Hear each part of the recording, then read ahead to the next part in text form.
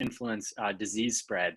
So this actually fits very nicely with the end of Sam's talk just a few minutes ago. Actually, we are highlighting the same articles here, but there have been widespread observations that individuals from different socioeconomic statuses, religious groups, or races have been differentially affected by the COVID outbreak. And a lot of why that is somewhat intuitive. And so I've just highlighted a few things here. For example, people having to continue work. So-called essential workers, people working low-paid, oftentimes low-paid service jobs, delivery jobs, factory jobs, etc. And so the question, though, that we were wanting to tackle here is whether we could actually understand what the social dynamics are associated with those types of classifications or those type of attributes that people have that lead to greater disease susceptibility. In other words, can we use network epidemiology models to actually characterize what we think the underlying social process is with regards to being, for example, of low socioeconomic status? So this is basically what we used in our slide last time, which shows the overall process of our approach. And so we start with observations about social processes. So these are have to deal with both the attributes that individuals have, such as, again, race, socioeconomic status, or sex, and then something about actual network patterns that go on with regards to those social attributes. So for example, homophily is a widespread dynamic that we see in a lot of real world social networks. This is the tendency for individuals to associate with those who share the same attributes. So for example, two people of the same race might be more likely to share an edge than people of two different races.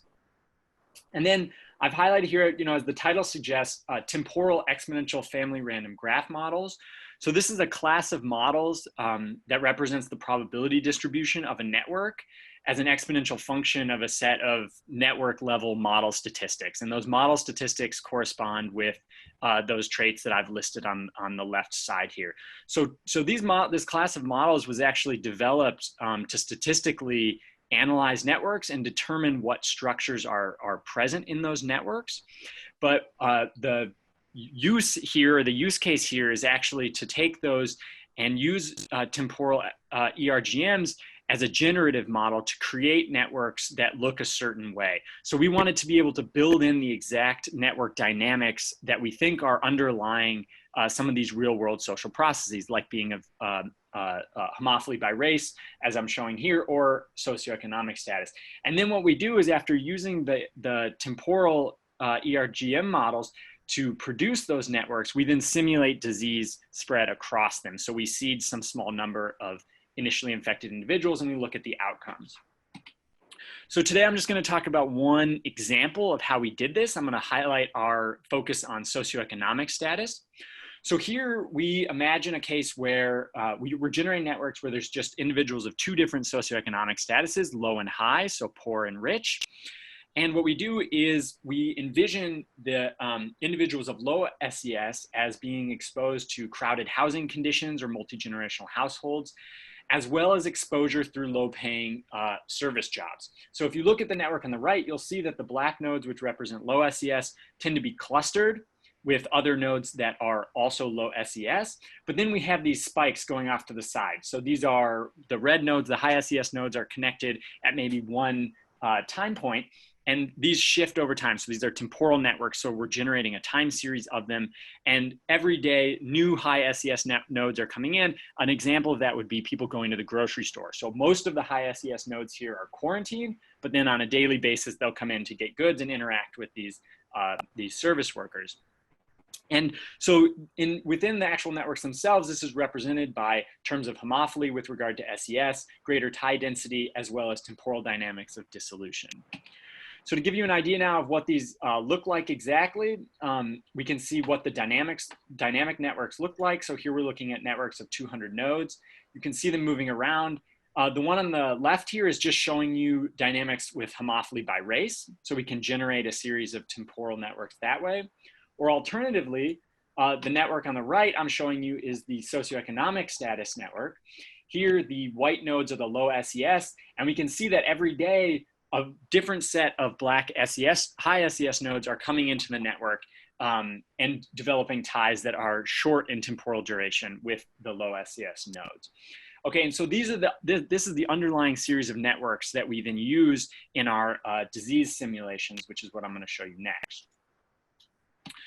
So let's see. Oh, it's going to play again. All right. So what does the outcome look like? Well, once we do this, like I said, we can use a variety. So this is an agent-based model. It's an individual model where we're seeding the network here with a very small percentage of infections.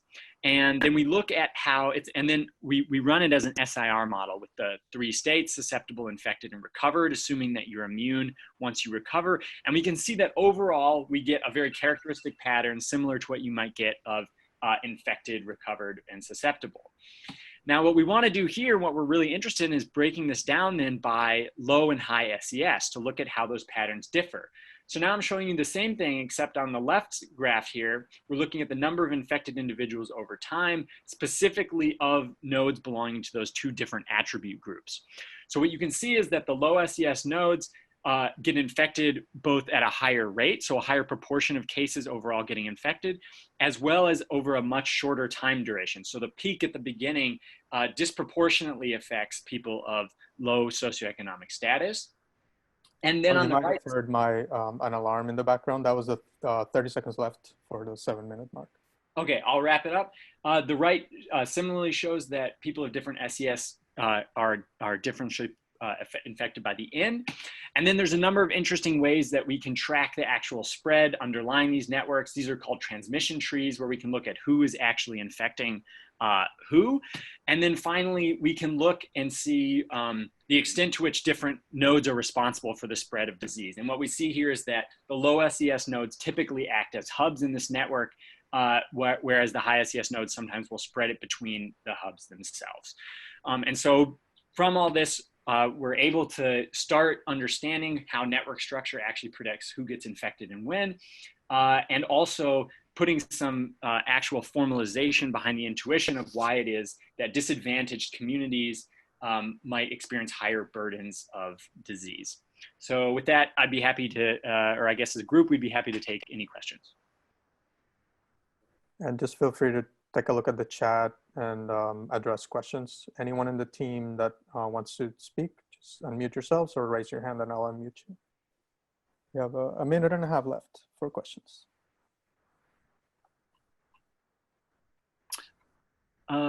Okay, the question about visualizations.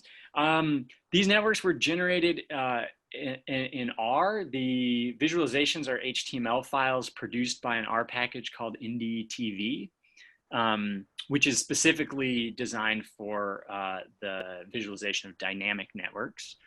And let's see, node/edge attributes.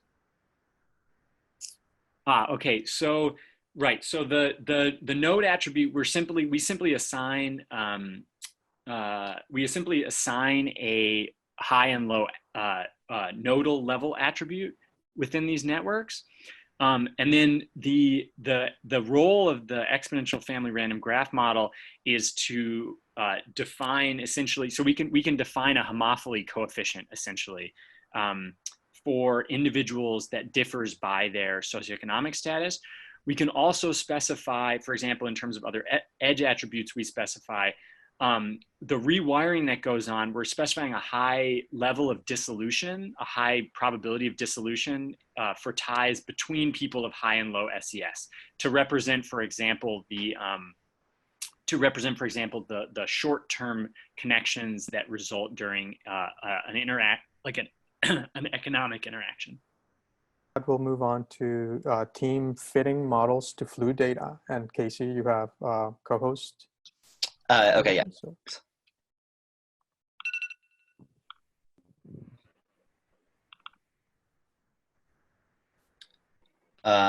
Okay, can you guys see the screen?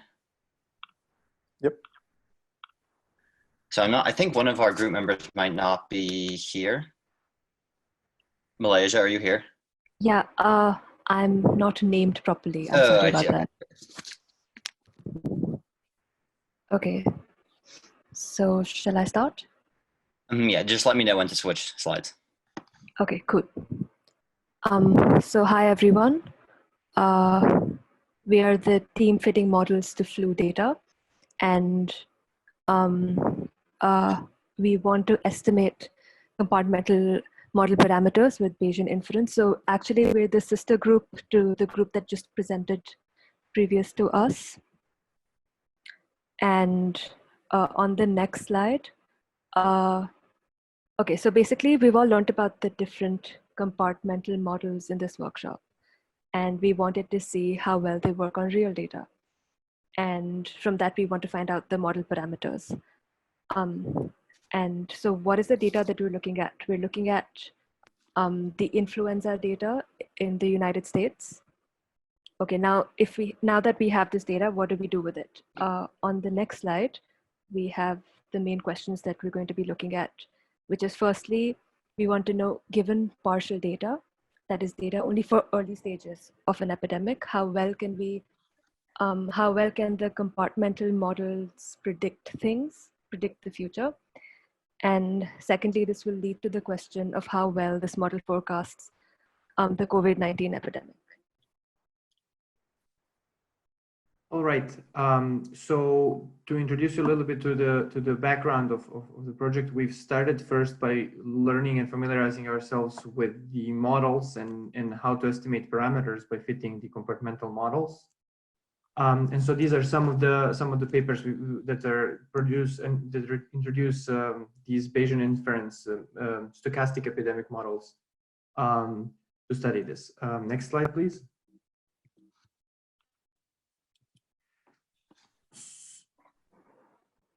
Previous slide, please. Oh, sorry. Yeah. So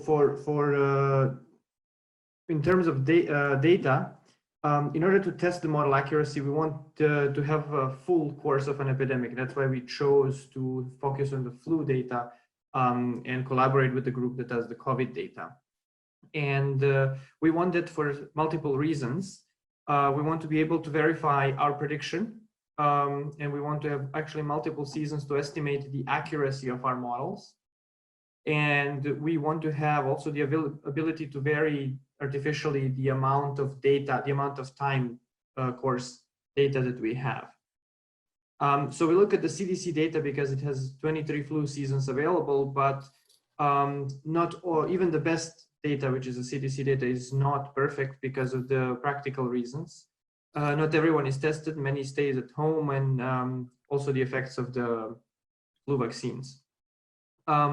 It might be possible to estimate true disease of incidence, and so we were looking at the methods that CDC is using on that, for that too.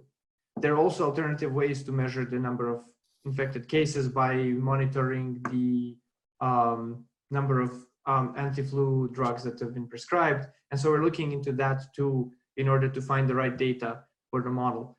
And if we don't get the right data for that, we would potentially look at the COVID-19 data from some late stage countries that might have had broad testing that would be sufficient for these purposes. All right, so yeah, as said before, the approach here is you pick the first like W weeks of a given flu season. You use a model. Here we're using the SIR model, but you can add more compartments later to make it more complex, to basically find the best parameters to fit those first weeks. And then we project it forward to kind of get a forecast of what the model is saying happens next. And in the future, we may try network models, but today we're just presenting the results for SIR. Next slide, brace yourselves. All right, so here are some preliminary results. Here is data taken from the 2011 to 2012 California flu season. What we're plotting here is the ILI percentage, which is the percentage of hospitalized people who have influenza-like illnesses. And yeah, the week number is just the indices from the data set. So yeah, so we used an MCMC approach to estimate the distributions of beta and gamma, the two different rates. The prior so I wasn't able to get something to work with the Cauchy prior. So I actually used just a uniform prior on the positive numbers, and the likelihood here is a normal distribution. All right, so what we can see here from the results is that the two graphs are from different numbers of weeks that we tried to model and then forecast forward. So definitely the approach there's a huge model bias going on, but even then we do see that the peak is mostly right in the bottom graph, but it definitely predicts the peak too early in the top graph. Aside from that, we need to come up with better ways to estimate noise properly going on here, because this percentage, as we said before, isn't really the true number of like isn't really a perfect proxy for like the true number of people who are newly infected each week. And there are also multiple strains of flu going on here. So there are multiple peaks, and our current model does not take that into account. All right, next slide. Okay, so this is an idea just for addressing sort of one of the issues brought up previously, which is that the SAR model as it stands with Julia's MCMC approach doesn't get the variances right, or it doesn't get the error bars right. So we can just add a stochastic term to SIR, which is what's shown at the top here. So it's the same as a normal discrete SIR, except there's this X term, which is a random variable, which captures fluctuations in infections each week. And to start, we'll just use sorry, what? 30 seconds left. Okay, great. And to start, we can just use a normal distribution, but that can be varied to something else. So now the parameters are not just beta and gamma, but also that variance. So then the likely function is given here. The details of equation 1 would change if we weren't using a normal distribution. And then the only sort of trick is that the data that we have is neither SI nor R. It's this I nu, which is just a piece of I, and so we have to estimate S and I from the data. But otherwise, just is the same as a typical Bayesian inference approach, and then we can use MCMC to estimate the distributions of the parameters. So just general pitfalls of this approach is that many flu cases go unreported because the flu is such a mild illness. And then, as we all know, compartmental models do not capture the network structure of the population. And so one remedy to the first issue is using South Korea's COVID-19 data, where there's been much more extensive testing. And another, for the network issue, we can use more complex compartmental models or use a network model. So the next steps, like we already discussed, are to use stochastic versions of compartmental models and add more compartments, or to move on to network models. And then when we're gonna hopefully have time to actually forecast, to determine which models are best at forecasting, and then forecast COVID-19. Okay, thanks team. There's 1 minute for maybe one question, if anybody has a question.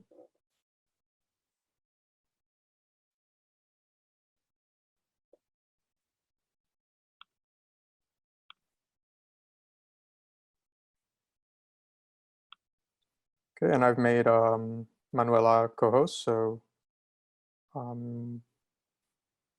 Okay. Casey, would you mind us exiting share screen? Thank you.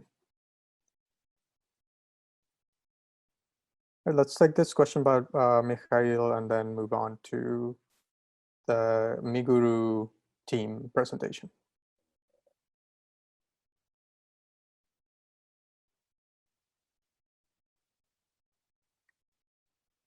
Actually, I see they're discussing the question in the chat. So Manuela, feel free to just go ahead and share screen and start.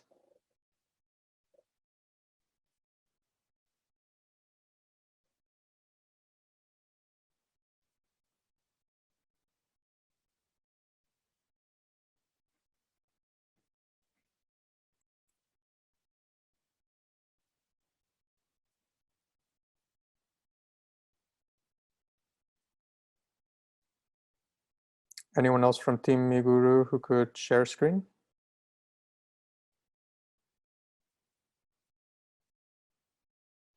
Okay.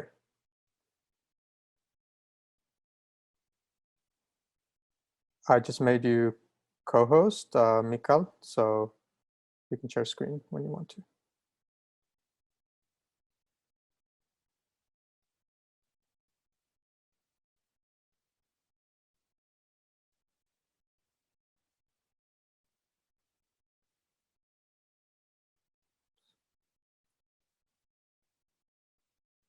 Can you hear me?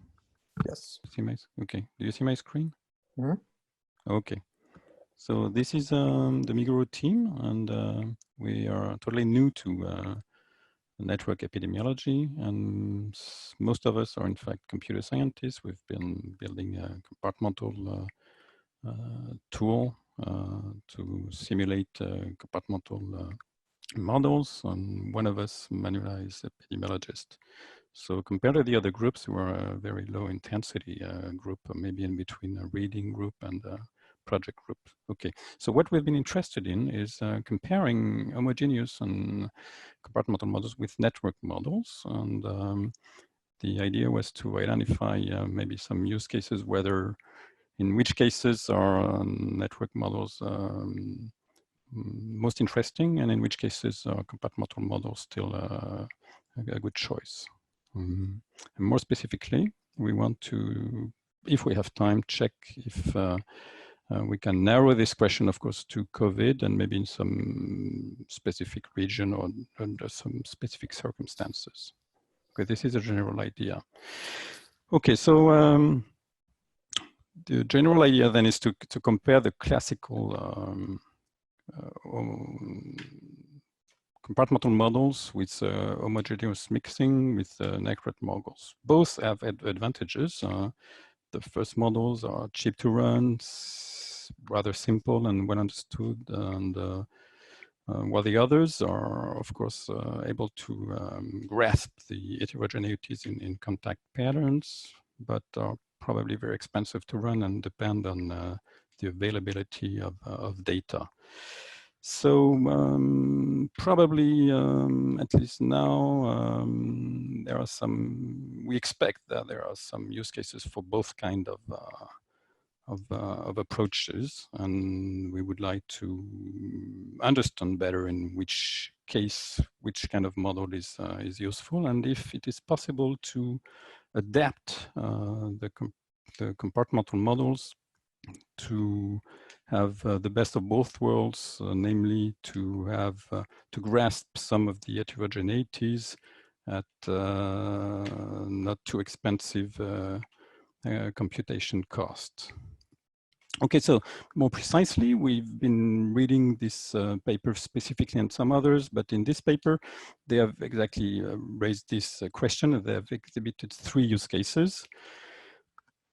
In summary, if you have nearly homogeneous contacts, you can still use the classical models. And if you have heavy heterogeneity, of course, you should use network models. And there are some cases where you can adapt compartmental models. Okay, so one question is, what are the use cases for COVID?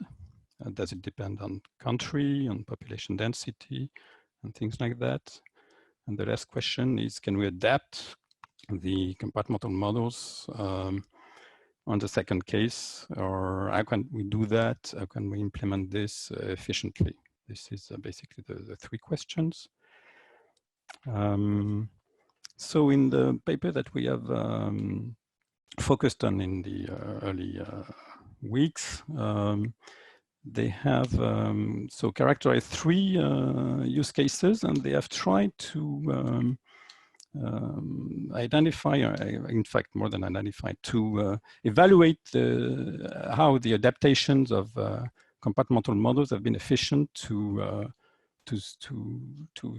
grasp the best of both worlds. And was it sufficient to adapt them, or is it really necessary to use network models? So they have made some sophisticated comparison that we are still, to be honest, trying to really understand because they have been using very sophisticated methods. And so they have been comparing different ways to adapt the compartmental models. And you see several graphs here where they have used several papers and they have invented their own ways to adapt the compartmental models to better grasp the heterogeneity. And overall, the conclusion is that, of course, in most cases, because most of them are working in network models, of course, but in most cases, it is really useful to have a network model, and compartmental models have been successful, but what the authors have considered is that they were always using very ad hoc approaches, and that they are not, of course, they work in some specific cases, but they are not convincing if you want a general approach. This is what at least this paper has been saying. And so we have looked at several other papers to see if we can check this for COVID, and if where does COVID stand in these use cases? Can we adapt the models that are easy and cheap to run, or is it really necessary to use a full-scale network model? This is basically the question that we are trying to clarify. So the next steps are basically to better understand their approach to adapt the compartmental models and to compare them with the network models, because it is pretty sophisticated. The second step would be to gather enough information and data about COVID and to clarify, to be able to make the comparison. And finally, if we can, we would like to develop our own way to, or maybe to implement one of the published ways to adapt the compartmental models into our tool. At least that is one objective of some of us. And thank you very much. If you have any questions. Thanks, team. There's 2 minutes for questions.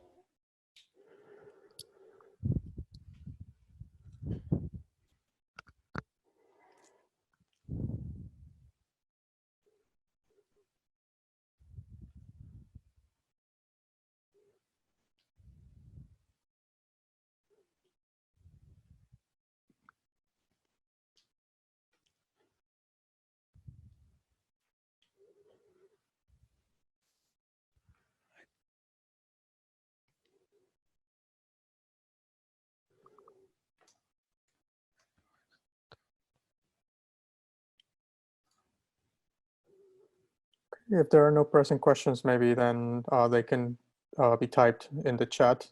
But let's move on to the next group. So I've made Kiran co-host, so you can share your screen when you are ready.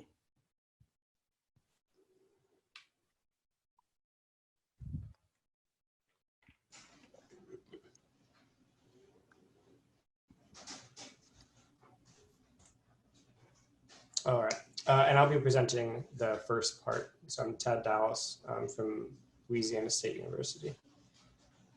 Oh, nice, you can enter in text alongside. So good afternoon, depending on where you are. Thank you for being here.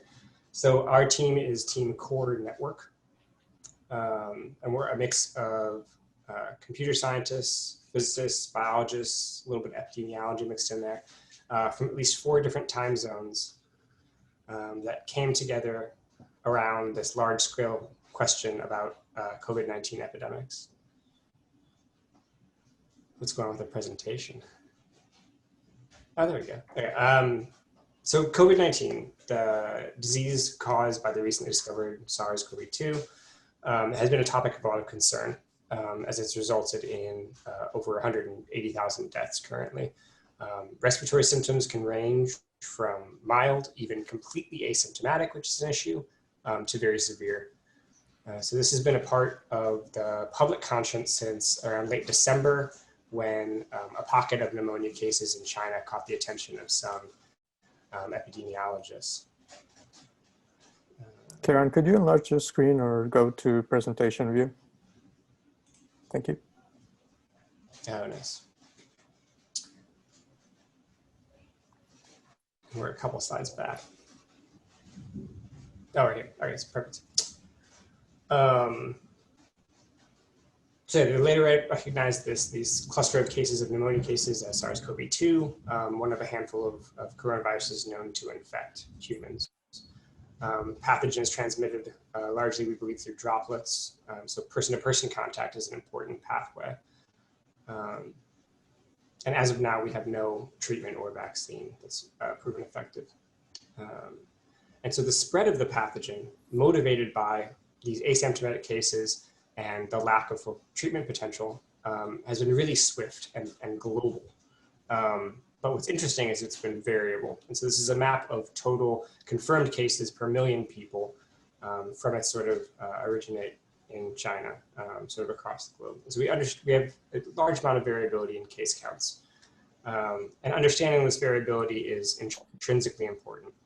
Specifically, we see that on the next slide, the epidemic trajectory is defined as the per capita confirmed cases over time are quite different as a function of country ID. So the question we had about 3 weeks ago when this workshop started was, what's driving this? What's driving the similarity of epidemic trajectories between countries?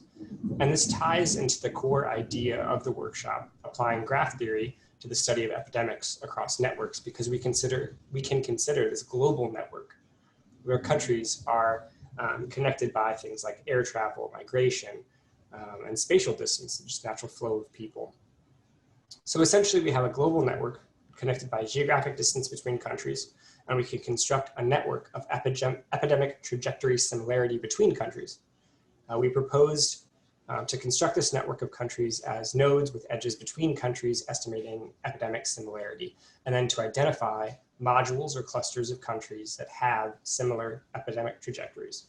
As a goal of this project, we aim to examine if these clusters adhere to geographic gradients or spatial gradients, and in general, to get at that relationship between geographic distance between two countries and epidemic similarity. And now I'll switch over to Kira. So sorry, Kieran.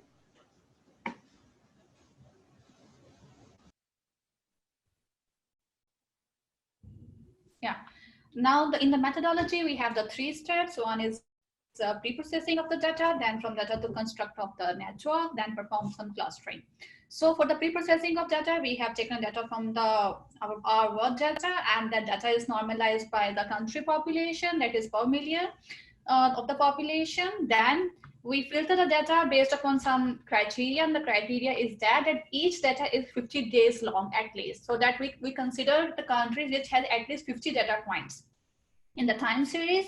And the starting date of each time series is the non-zero case where it is reported, when it is reported. And this is that's where we filter out the countries with a similar length of the time series. And once we have the time series and the vector form, we perform the L2 norm, the Euclidean distances on those vectors, and construct a distance matrix. So once we have the distance matrix, we come to the network generation. From the distance matrix, we directly construct a network, and on that network, we perform the clustering algorithm. And for the clustering, we choose at the very beginning the Logan community detection algorithm, which is basically try to find the highest modularities in the networks. How this particular algorithm works, it works in the sense that at every time step, it calculates the modularity. It means it is a measure of how modular the network is, how modular the communities are. So it starts with each node in its own community, then randomly it couples 2 nodes at a time and put them in a same community. And if the modularity of the overall network went high or up, then we say it is a good modularity. Otherwise, we undo the changes and assign the different couples to a community. So this way, it iteratively keep on combining nodes into the communities until the modularity is maximized. I would like to point out why we have chosen this particular community algorithm right now, because it gives the highest modulatory rate and it is more computationally efficient and it uses greedy optimization.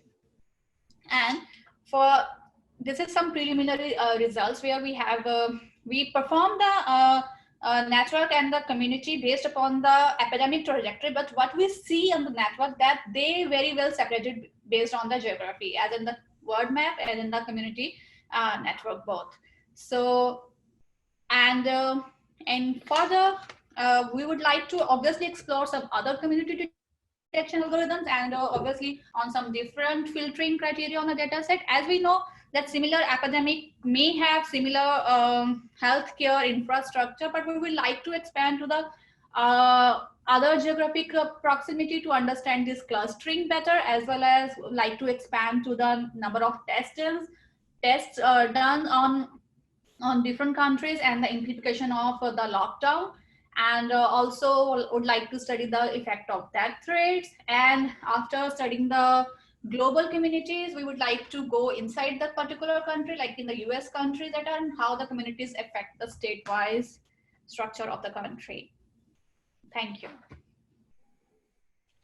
Thank you, team. You have 1.5 minutes for questions.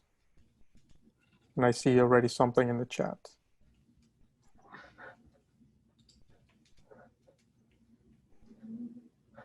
You can't see.